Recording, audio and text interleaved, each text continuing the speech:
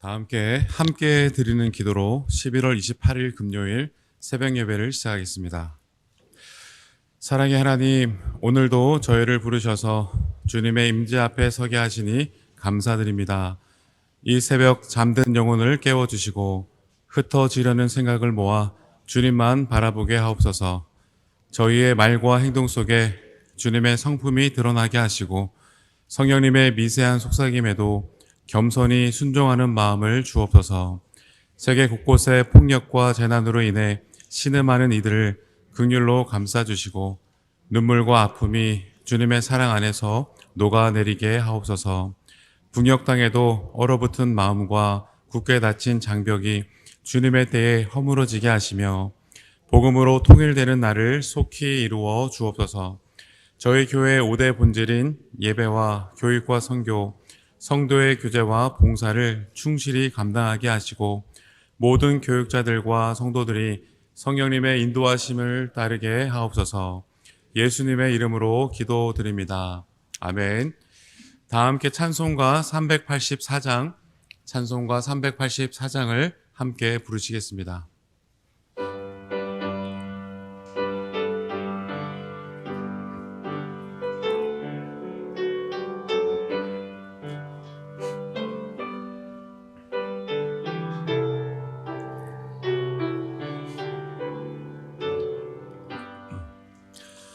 나의 갈 길 다가도록 예수 인도하시니 그의 안에 있는 긍휼 어찌 의심하리요.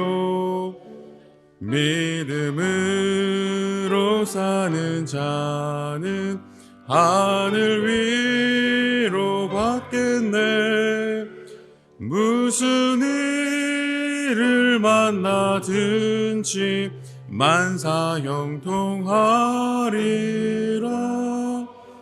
무슨 일을 만나든지 만사형통하리라.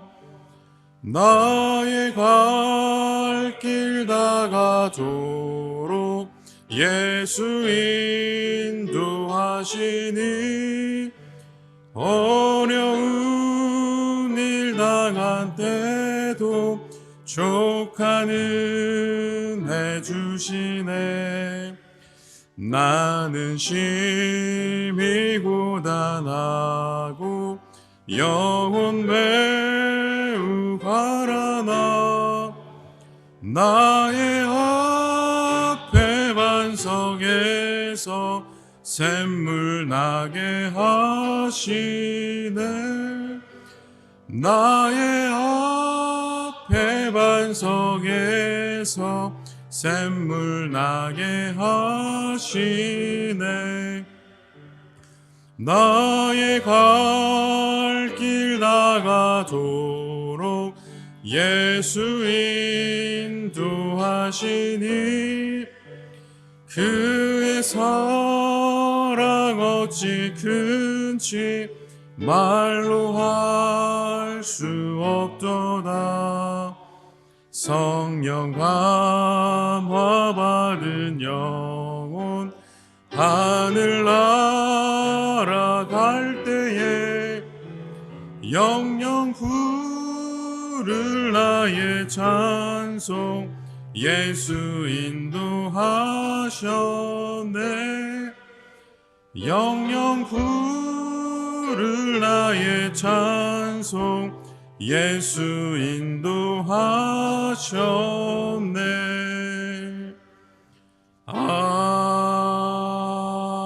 아멘. 오늘 하나님께서 이 새벽 우리 가운데 주시는 말씀은 고린도 후서 4장 7절 말씀입니다. 고린도 후서 4장 7절 말씀을 저와 여러분들이 함께 합독하겠습니다. 우리가 이 보배를 질그릇에 가졌으니 이는 심히 큰 능력은 하나님께 있고 우리에게 있지 아니함을 알게 하려 함이라. 아멘. 사랑하는 성도 여러분, 복된 금요일 아침이 되었습니다. 오늘 하루도 다른 그 어떠한 이유 때문이 아니라 오직 예수님 때문에 참된 기쁨과 평안을 누릴 수 있는 귀한 날 될 수 있게 되어지기를 주님의 이름으로 축복합니다. 여러분은 스스로 바라보실 때 나는 어떤 교인일까 스스로 한번 평가해 보신 적 있으십니까? 좋은 교인인가 아니면 그렇지 못한 교인인가? 제가 이렇게 질문을 드리면 아마 마음속에 여러 가지 생각들이 스쳐 지나가면서 쉽게 대답하지 못하시는 분들도 계실 것입니다.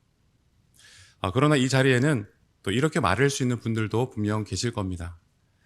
나는 하나님 앞에서 최선을 다했고 늘 하나님을 중심에 두고 삶을 살아왔기 때문에, 그리고 무엇보다 그 주님의 중심으로 삶을 살고자 노력했고 그렇게 애써 왔습니다라고 그렇게 고백하시는 분들도 이 자리에 계실 것입니다.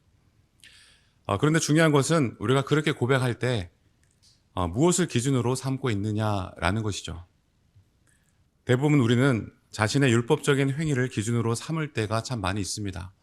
예를 들면 지금까지 새벽 예배를 한 번도 빠지지 않았다라든지, 1년에 성경을 여러 번 읽고 또 필사까지 한다라든지, 헌금 생활을 철저히 지켜왔다라든지, 봉사와 그 헌신의 자리에서 누구보다 먼저 나서서 충성해 왔다라든지, 우리는 흔히 이와 같은 근거를 통해서 스스로를 평가합니다.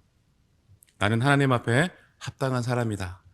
나는 하나님께 추천할 만한 사람이다. 이렇게 생각하는 경우가 많다는 것이죠. 그런데 또 반대로 이 자리에 계신 분들 가운데 스스로를 바라보면서 나는 주님 앞에 참 부끄러운 성도입니다라고 생각하시는 분들도 또 계실 것입니다. 그런데 흥미로운 것은 자신을 그렇게 낮추어 평가하는 기준 역시 율법적 기준에 근거하고 있는 경우가 많다는 것이죠. 예를 들면 나는 주일 성수도 잘 지키지 못하고 있고, 또 성경도 아직 잘 모르고 전도도 제대로 해본 적이 없고, 이처럼 자신에게 부족함이 너무 많다라고 그렇게 말을 할 때에도요, 그 부족하다고 느끼는 것의 그 모든 항목들이 또한 율법적인 기준에서 나오는 것임을 우리가 볼 수 있게 됩니다. 사랑하는 여러분, 제가 드리고 싶은 말씀은 이것입니다. 스스로 떳떳하다고 여기시는 분들의 그 근거도, 그리고 스스로 부족하다고 여기시는 분들의 그 근거도 모두 율법을 기준으로 판단하고 있다는 것입니다. 그러니까 우리의 생각과 평가가 매우 율법 중심적인 사고방식에서 출발하고 있다는 것이죠. 그러면서 오늘 2절의 말씀을 한번 눈으로 보시겠습니까? 사도 바울이 자기 자신을 추천한다라고 그렇게 표현을 하고 있는데, 어떤 근거로 자기 자신을 하나님 앞에 추천할 수 있다라고 말할 수 있었는가, 그 부분을 오늘 함께 생각해 보기를 원하는데요. 물론 율법적으로도 흠잡을 데 없는 삶을 살았기에 그렇게 말할 만한 이유가 될 것입니다. 그러나 바울이 여기에서 분명히 강조하고 있는 더 중요한 이유가 있는데, 바로 그것이 1절 말씀인데요. 우리 1절 말씀은 같이 한번 읽어보도록 하겠습니다. 그러므로 우리가 이 직분을 받아 긍휼하심을 입은 대로 낙심하지 아니하고. 아멘. 사랑하는 여러분, 여기에서 가장 중요한 핵심은 바로 긍휼하심을 입었다라는 것입니다. 바울이 이 직분을 받아 섬기면서도 낙심하지 않을 수 있었던 그 이유, 자신을 사람들 앞에서 추천할 수 있다고 얘기했던 그 근거, 기쁨으로 직분을 감당할 수 있었던 동력과, 그리고 직분을 맡으면서 할 수 있다 없다를 평가하게 만드는 그 중심과 그 기준에는 모든 것이 하느님의 긍휼하심이었다라고 이야기하고 있는 것입니다. 여러분, 직분을 맡아 섬기다 보면 능력의 부족함도 경험하고 한계도 부딪히고, 그리고 감당하기 어려운 상황과 환경을 만나게 되면서, 그리고 때로는 반대와 오해, 문제와 고난을 마주하게 될 때도 있습니다. 그러나 그 모든 삶의 자리 속에서도 바울이 결코 낙심하지 않을 수 있었던 그 이유는 단 하나였습니다. 내가 지금 이 직분을 감당하고 있는 이 모든 것은 내 능력 때문이 아니라 하나님의 긍휼하심을 입었기 때문이다라는 것이죠. 바로 이것이 사도 바울이 낙심하지 않는 이유를 설명하는 가장 핵심 주제였고, 또한 그 이유와 근거가 고린도 후서 4장 전체를 흐리고 있는 아주 중요한 틀임을 우리는 볼 수 있게 됩니다. 특별히 우리가 오늘 함께 읽었던 이 7절 말씀, 우리가 이 보배를 질그릇에 가졌으니 이는 심히 큰 능력은 하나님께 있고 우리에게 있지 아니함이라 라고 했던 이 말씀은 우리가 너무나 잘 알고 있고 또 묵상해 왔던 말씀입니다. 우리가 질그릇에 보배를 가졌다라고 하는 이 말씀. 여러분, 그렇다면 이 질그릇 안에 있는 이 보배는 무엇일까 생각해 보는 것이죠. 많은 분들은 이 말씀을 들을 때 자연스럽게 이렇게 생각을 합니다. 질그릇은 우리 자신을 의미하고 그 안에 담긴 보배는 그리스도의 복음, 하나님의 그 놀랍고 신비스러운 은혜 혹은 거룩한 영적 선물과 같은 것이다라고 생각을 합니다. 여러분, 물론 그렇게 이해할 수 있습니다. 그런데 7절 말씀을 다시금 자세히 눈으로 보시면 성경은 조금 다른 뉘앙스로 말씀은 적고 있습니다. 여러분, 눈으로 다시 7절의 말씀을 보시겠습니까? 이는 심히 큰 능력은 하나님께 있고 우리에게 있지 아니함을 알게 하려 함이라. 그러니까 질그릇 안에 있는 이 보배라고 하는 것이 우리가 생각하던 그 능력 그 자체가 아니다라는 것을 말씀하고 있는 것입니다. 오히려 이 보배는요, 큰 능력은 하나님께 있고 우리에게 있지 않다라고 하는 이 사실을 깨닫게 하는 그 무엇이 바로 질그릇 속에 담긴 보배다라고 말씀하고 있는 것입니다. 그래서 질그릇 안에 있는 그 보배를 이것이다 저것이다 우리가 하나로 정의하는 것은 쉽지 않습니다. 왜냐하면 이것은 우리의 삶 속에서 여러 모습으로 나타날 수 있기 때문이죠. 그러나 분명한 것은 바로 이것입니다. 우리의 연약함과 한계를 통해서 능력은 하나님에게 있다라고 하는 그 사실을 드러내는 그 모든 것이 바로 보배다라고 말씀하고 있는 것이죠. 따라서 세상의 그 기준으로 보게 될 때면 이 보배는 그다지 멋있어 보이지 않을 수도 있습니다. 오히려 초라해 보이고 약해 보이고 부족해 보이는 것일 수도 있습니다. 그러나 바로 그 약함과 그 부족함을 통해서 능력은 우리에게 있는 것이 아니라 하나님에게 있다라고 하는 그 진리가 드러나게 되어질 때 하나님은 그것을 보배다라고 부르신다라는 것입니다. 여러분, 이것을 조금 더 쉽게 한번 설명해 보려고 합니다. 예를 들면 이제 어떤 사람이 정말 큰 성공을 거두었다라고 가정해 보자라는 것이죠. 그 사람이 대통령이 되었다라고 한번 생각해 보자는 것입니다.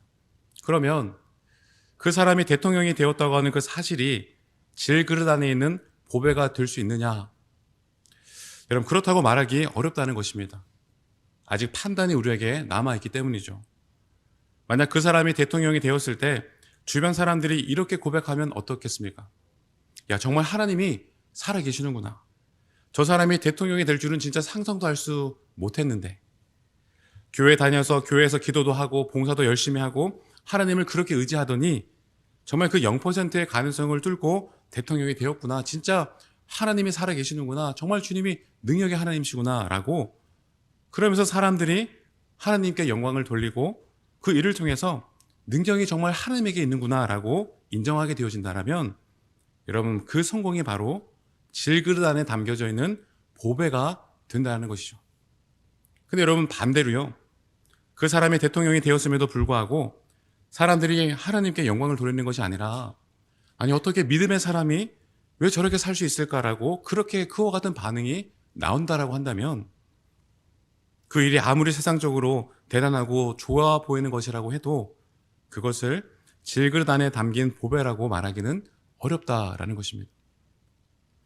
보배는 멋져 보이는 그런 결과가 아니라 그 일을 통해 하나님의 능력과 하나님의 영광이 드러나는가에 달려 있는 것입니다. 즉, 보배는 상황이 좋아 보여서 생기는 것도 아닙니다. 그 어떠한 연약함과 고난이라 할지라도 그 일을 통해서 하나님의 능력과 은혜가 드러난다고 한다면 그것은 하나님께서 보시기에 보배가 된다는 것입니다. 여러분, 그래서 우리 8절 말씀 한번 같이 읽어보면 좋겠는데요. 우리 8절 말씀 한번 읽어보겠습니다. 시작. 우리가 사방으로 우겨쌈을 당하여도 답답한 일을 당하여도 낙심하지 아니하며 박해를 8절 말씀을 이렇게 보면 이렇게 적혀져 있습니다. 우리가 사방으로 우겨쌈을 당하여도 쌓이지 않고 답답한 일을 당하여도 낙심하지 않고 계속 이어집니다. 박해를 받아도 버림바 되지 아니하고 거꾸로 뜨림을 당하여도 망하지 아니한다. 그렇게 말씀을 적고 있지 않습니까? 연속적으로 매우 어려운 상황들이 나열되고 있습니다. 사방으로 몰리고 답답하고 박해를 받고 심지어는 거꾸로 뜨림을 당하는 그런 상황까지 놓이게 되었습니다. 그런데 바울은 쌓이지 않았고 낙심하지 않았고 버림받지 않았고 망하지 않았다라고, 그렇지 않았다라고 지금 계속 얘기하고 있는 것이죠. 여러분, 우겨쌈을 당하였다고 하는 것은 이미 압박을 받고 있는 상황이 아니겠습니까? 그런데도 바울은 나는 쌓이지 않았다라고 말하고 있는 것이고요. 답답한 일을 당했다라고 하는 것 역시 낙심할 만한 상황이 지금 놓였다라고 하는 것을 우리가 알 수 있는데, 그런데도 낙심하지 않고 있습니다. 박해를 받았다고 하는 것 역시 이미 사람들에게 버림을 받았다라고 하는 그런 상황에 놓였다라고 할 수 있는데, 나는 버림받지 않았다라고 얘기하고, 곡구러뜨림을 당했다고 하는 건 역시 이미 무너진 상태를 뜻하는 것임에도 불구하고 바울은 망하지 않았다라고 얘기하고 있습니다. 여러분, 도대체 어떻게 이와 같은 고백이 가능하겠는가라는 것이죠. 그 이유는 분명합니다. 사방으로 우겨쌈을 당해도 우리의 실패가 압박에 있지 않기 때문입니다. 왜냐하면 실패의 원인도 승리의 근거도 우리 안에 있는 것이 아니라 우리가 앞서 읽었던 그 7절의 말씀처럼 심히 큰 능력이 하나님에게 있고 우리에게 있지 않기 때문인 것이죠. 내가 이겼다고 해서 그 이김이 진짜 승리가 아닐 수 있는 것이고요. 내가 졌다고 해서 그 패배가 진짜 패배가 아닐 수도 있는 것입니다. 우리는 이길 때도 있고 질 때도 있는 존재입니다. 그러나 중요한 것은 이것입니다. 우리의 패배가 하나님의 패배를 의미하는 것이 아니고, 또한 반대로 우리의 승리가 곧 나의 승리를 의미하는 것도 아니라는 사실입니다. 능력의 주체는 사람이 아니라 하나님이기 때문에 우리가 흔들리고 넘어지는 순간에도 하나님의 능력과 계획은 결코 넘어지지 않음을 말씀하고 있는 것입니다. 사도 바울은 직분을 맡아 사역을 감당해 나가는 그 모든 과정 속에서 정말 낙심할 만한 일들을 정말 많이 경험했습니다. 빌립보에서는 억울하게 매를 맞고 감옥에 갇히기도 했었고요. 여러 차례 바다에서 파선을 당하기도 했습니다. 그리고 밖에서도 곳곳에서 복음을 전할 때마다 수많은 어려움과 방해를 그는 겪었습니다. 그럼에도 사도 바울은 낙심하지 않았습니다. 왜냐하면 어제 새벽에도 잠깐 말씀을 나눠드렸지만 바울은 자신의 그 모든 사역의 결과에 매이지 않았기 때문이었습니다. 여러분, 우리는 흔히 그와 같은 경향이 있습니다. 교회가 크게 부흥을 하면 큰 보람을 느끼고 하나님 앞에 잘했다라고 그렇게 생각하면서 마음이 뿌듯해지는 경우가 있습니다. 반대로 전도가 잘 되지 않거나 몇 사람이 모이지 않는 그런 상황 가운데 서게 될 때면 내가 하나님께 영광을 돌리지 못했구나, 내가 정말 잘하고 있는 것이 맞을까, 그렇게 쉽게 낙심하며 흔들릴 때가 많이 있습니다. 그런데 사도 바울은 그렇지 않았습니다. 교회가 부흥되면 그 부흥을 하나님의 은혜로 감사했고요. 행여라도 전도가 잘 되지 않을 때면 그 또한 하나님의 은혜가 그 가운데 있는 일들로 그는 받아들였습니다. 매를 맞아 감옥에 갇히면 갇힌 그대로 하나님의 긍휼하심이 나를 이 직분으로 부르셨기 때문에 지금 내가 갇힌 이 자리에서도 하나님이 준비하신 은혜가 분명히 바로 있을 것이다 라고 하는 그 마음으로 그 모든 상황들을 그는 바라보았습니다. 여러분, 그러니 중요한 것은 이것 아니겠습니까? 만약 바울이 자신의 그 모든 삶의 자리 가운데에서 세상의 결과나 사람들의 어떤 평가에 그가 온전하게 묶여 있었다라고 한다면 여러분, 바울은 수없이 교만해질 수도 있었을 것이고요. 때로는 반대로 수없이 많은 낙심을 또 그는 경험하게 되었을 것입니다. 그러나 바울은 그렇게 살지 않았습니다. 바울은 사람들 앞에서 스스로를 추천할 수 있을 정도로 모든 것이 하나님의 은혜이고 모든 것이 하나님의 긍휼하심 덕분이라고 하는 그 사실을 마음 깊이 인정하고 고백했습니다.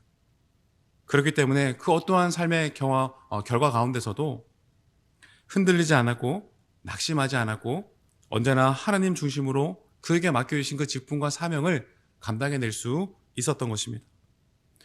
사랑하는 여러분, 이 자리에 있는 우리 모두가 하나님의 그 놀라운 크신 은혜를 깊이 경험할 수 있게 되어지기를 소망합니다. 여러분, 그렇다면 우리가 어떻게 그 은혜를 경험할 수 있을까? 마지막으로 이 부분만 우리 함께 나누고 이제 말씀을 정리하고자 합니다.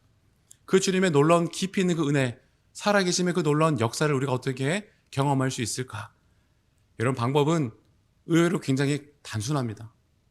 우리가 끝까지 낮아지면 되는 것입니다. 굉장히 역설적인 말처럼 들릴 수 있을 것입니다. 그러나 여러분, 반드시 기억하기 원합니다. 하나님의 은혜가 가장 깊이 흘러나오는 그 자리, 하나님의 그 임재를 가장 뚜렷하게 느낄 수 있는 그 자리는 우리가 스스로 가장 낮아지는 자리인 줄로 믿습니다.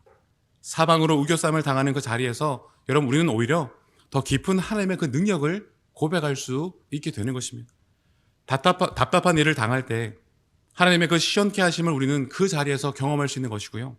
박해를 받아서 버림받은 것 같은 그와 같은 정말 외로운 삶의 자리 가운데서도 하나님은 나를 버리지 않았다라고 하는 그 사실, 주님이 나와 동행하고 계시다라고 하는 그 분명한 사실을 우리는 느낄 수 있는 자리가 되는 것입니다. 거꾸로 뜨림을 당하는 그 자리에서도요, 나는 결코 망하지 않는다라고 하는 것, 여전히 주님이 나와 함께 하신다라고 하는 그 고백할 수 있는 그 자리 가운데에서 우리는 정말 100%의 주님을 향한 진실된 고백을 올려드릴 줄로 믿습니다. 그리고 그 자리에서 우리의 말과 또한 낙심하지 않는 우리의 행동과 그리고 끝까지 주님만을 바라보고 의지하며 나가는 우리 한 사람 한 사람의 그 모든 삶의 모습을 통해서 주변의 사람들이 이렇게 얘기한다면 어떻겠습니까? 야, 정말 하나님이 살아계시는구나. 저 사람과 정말 하나님이 함께 동행하고 계시는구나. 정말 하나님이 능력의 하나님이시구나. 여러분 그렇다면 여러분 그 사람은요, 비록 겉으로 보기에는 질그릇과 같은 연약한 환경 가운데 있다라고 할지라도 그 속에 가장 귀한 보배를 품은 사람이 될 수 있는 것이고요. 어제 새벽 말씀처럼 예수님의 그 강력한 향기를 나타내는 삶으로 이 땅을 살아갈 수 있게 되는 것입니다. 하나님의 그 능력을 드러내는 삶, 하나님의 그 은혜를 고백하고 증거하는 삶, 바로 그것이 질그릇 안에 담겨져 있는 가장 귀한 보배인 줄로 믿습니다. 말씀을 정리하겠습니다. 사랑하는 여러분, 오늘 이 새벽 우리가 함께 살펴본 이 말씀의 핵심이 단 한 가지입니다. 능력은 하나님에게 있고 우리에게 있지 않다라고 하는 이 사실, 그리고 그 능력은 우리가 높아질 때가 아니라 우리가 더욱더 낮아지려고 할 때 선명하게 드러나게 된다라고 하는 것. 우리는 이 땅을 살아가면서 여러 가지 힘든 순간을 만나게 될 때가 있을 것입니다. 근데 사랑하는 여러분, 바로 그 자리야말로 우리가 낙담하고 슬퍼하며 주님과 멀어지는 자리가 아니라 바로 그 자리야말로 하나님이 가장 진하게 일하시는 자리임을 믿으시고 우리의 질그릇 같은 연약함 속에서도 하나님의 그 놀라운 보배로운 능력이 빛나는 자리가 되어짐을 믿고 기대하며 기도하며 나갈 수 있는 저와 여러분 모두 될 수 있게 되어지기를 소망합니다. 오늘 하루도 여러분의 모든 삶의 자리 가운데 특별히 여러분의 말과 행동과 그 모든 고백을 통해서 여러분의 주변의 많은 사람들이 이와 같은 얘기들을 또한 들려오기를 축복합니다. 정말 하나님이 함께 하시는구나. 하나님이 살아계시는구나. 그렇다면 여러분의 삶의 자리 가운데 가장 귀한 보배를 가지고 이 땅도 넉넉하게, 오늘 하루도 넉넉하게 살아가는 우리 모두가 되어질 줄로 믿습니다. 기도하겠습니다. 사랑과 은혜가 풍성하신 아버지 하나님, 오늘 이 새벽 우리 주님 앞에 나와 경배하며 무엇보다 잠잠히 기도하며 나아갈 수 있도록 인도하심에 감사드립니다. 아버지 하나님, 오늘 저희들은 주님께서 허락하신 금요일이라고 하는 이 낮 시간을 살아가야 합니다. 길고 지치고 때로는 힘든 하루가 될지라도 주님의 은혜가 저희의 삶을 붙잡아주는, 주님의 능력이 우리의 삶의 자리 가운데 더욱더 강력하게 드러나는 귀한 복된 하루 될 수 있도록 하나님 인도하여 주시옵소서. 특별히 아버지 하나님, 오늘 저희의 마음과 생각과 말과 행동이 오직 주님만을 향할 수 있도록 저희 마음과 생각을 붙잡아 주시고 우리의 시선이나 세상의 시선이나 평가가 아니라 하나님의 그 시선 안에 살아가는 우리 모두가 되게 하여 주시옵소서. 설령 오늘 하루를 살아갈 때 우리가 사방으로 우겨쌈을 당한다라고 할지라도 낙심하지 않게 하시고 답답한 일을 당한다 할지라도 하나님께 우리의 소망을 두며 박해와 어려움 가운데서도 나와 함께 하시는 그 주님을 기억하며 오늘도 넉넉히 이겨내는 삶 살아내게 하여 주시옵소서. 하나님의 그 능력은 우리에게 있지 않고 오직 하나님에게 있음을 우리가 오늘 하루를 살아가는 그 모든 순간순간마다 깨닫게 하시고 우리의 연약함과 부족함을 통해 주님의 그 보배로운 능력이 하나님 늘 드러날 수 있도록 인도하여 주시옵소서. 특별히 우리의 마음이 높아지거나 세상의 기준에 매이지 않게 하시고 늘 예수님처럼 겸손히 낮아져서 우리 삶의 자리 가운데 그 주님의 다음 없는 은혜를 경험하게 하시고 사랑과 긍휼과 선한 영향력으로 내 삶의 주변의 모든 이웃들에게 하나님 귀한 영향력을 행사할 수 있는 복된 하루가 되게 하여 주시옵소서. 오늘 금요일 하루 주님과 동행하며 주님의 손길과 보호하심 안에서 모든 순간마다 감사와 기쁨과 은혜를 누리게 하시고 주님의 영광이 부족하지만 자격 없지만 저희들을 통해서 하나님 마음껏 양껏 나타날 수 있도록 저희를 또한 사용하여 주시옵소서. 오늘도 저희를 잊어버리지 않으시고 가장 가까운 삶의 자리 가운데 선한 길로 이끌어 인도하실 우리의 가장 선한 목자가 되시는 예수님의 이름으로 간절히 기도드리옵나이다. 아멘. 이제 다 같이 작은 소리로 합심하여 기도하겠습니다. 주신 말씀으로 기도하겠습니다. 삶의 연약함과 어려움 속에서도 하나님의 능력과 은혜를 경험하고 낮아지는 자리에서 하나님의 그 보배를 드러내는 삶을 살아갈 수 있도록 인도하여 주시옵소서. 11월 28일 주간 기도 제목으로는 18개 교구의 구역 예배와 구역 모임이 활성화되게 하시고 구역원들을 사랑으로 잘 돌볼 수 있도록 80주년 감사 찬양 예배를 통해 하나님의 은혜에 감사하며 찬양 올려드릴 수 있도록 이러한 제목으로 기도하시고 개인 기도 제목으로 기도하신 후에 돌아가겠습니다. 이제 다 같이 합심하여 기도하겠습니다.